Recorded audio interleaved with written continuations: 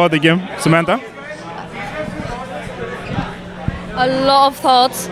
I am very worried that we might get rattled by the game and mess up the other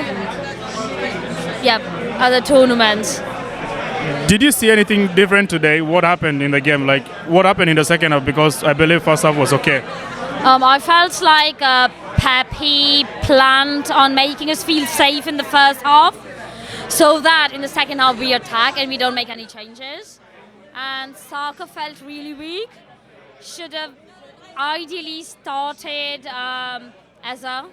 We need Eza. Kepa, I understand why we want to start him, but should have started Calafiori and Eza. We should have done that. The midfield was really, really weak in the second half. We kept losing possession. There was nothing there. So I'm not going to blame Kepa.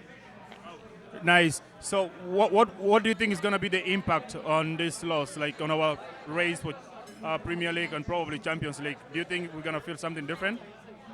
That's what I'm worried about, because mentally, it's we've not won since Premier League since 2004. So, and City, despite their weak team, played like champions, and that's confidence and that's mentality. When you know you can win, you will win. Even though we are the better team, we've not won in 20 years, and that's the mentality part of it, and that's what scares me. I don't know.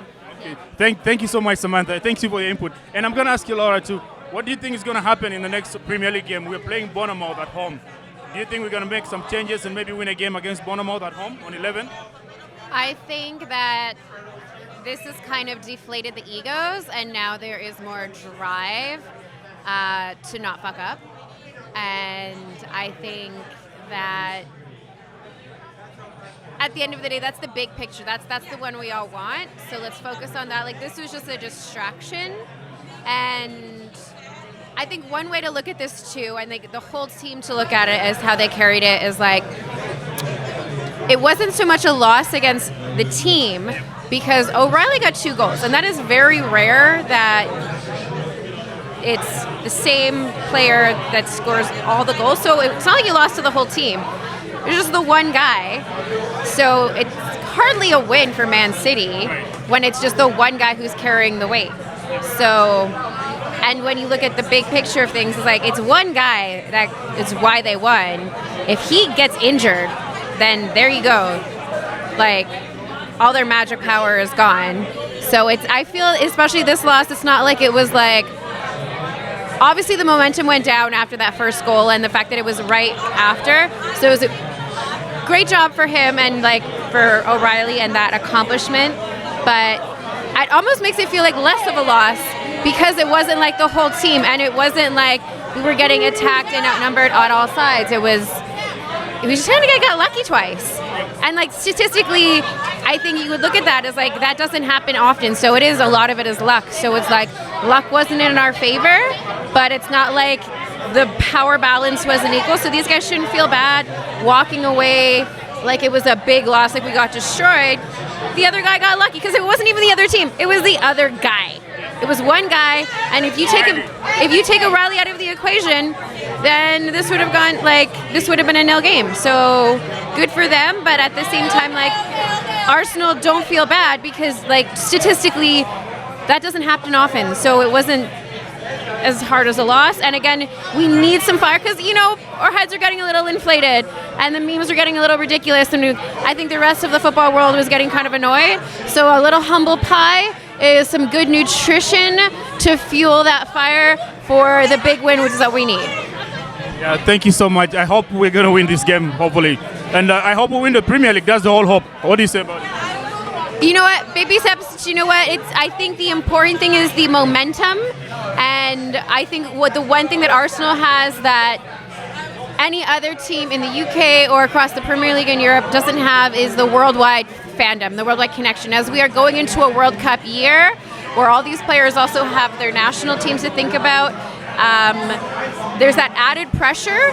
So whatever the outcome is, that everything kind of has that added pressure, and to take the to go take the Premier League in a World Cup year is an accomplishment above getting like 4 or 5 pieces of hardware in a year. So like to understand that pressure, I think within other players, within like real football fans, you know, we want to focus on that, because then for a lot of these players, the next step is World Cup, which is, you know, bigger than them, bigger than a club, bigger than, I mean, that's how you become notorious. Like Next time. The hope for next time? Yeah, the hope for next time. Well, I mean, the important thing is to, I think today we saw that Arteta got outcoached a little bit by Pep. Yep. And I hope that this doesn't crush the confidence of the coach and also the players. There's a lot to fight for still. Yeah.